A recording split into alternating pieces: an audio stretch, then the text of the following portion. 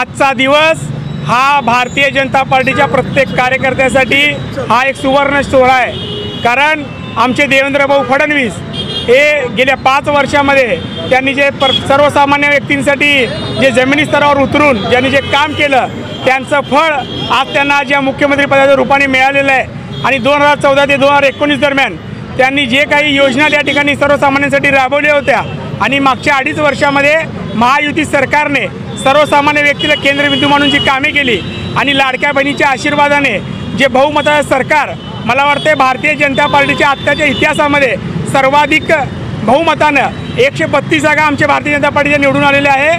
आणि महायुतीचे सरकार अजितदादा असतील, एकनाथभाई शिंदे असतील, यांच्या सगळ्यांच्या संगतीनं मला वाटतं येणाऱ्या काळामध्ये या महाराष्ट्राला सुजलाम सुफलाम झाल्याशिवाय राहणार नाही। आणि त्याचमुळं आज या ऐतिहासिक क्षणाचं साक्षीदार आम्हाला सगळ्यांना होता आलं आणि या क्षणाचं स्वागत आणि या ठिकाणी कौतुक कुठेतरी साजरा करता यावं म्हणून देवेंद्रदादा कोटे जे शहरमध्ये जे आमदार आहेत यांच्या ऑफिसच्या बाहेर सर्व भारतीय जनता पार्टीचे जे शहरमध्ये विधानसभेतील कार्यकर्ते आहेत आम्ही सर्वांनी एकत्रित येऊन या ठिकाणी जल्लोष साजरा केला आहे। आणि एक आमच्यासाठी हा खरं तर खूप मोठा आनंदाचा क्षण आहे।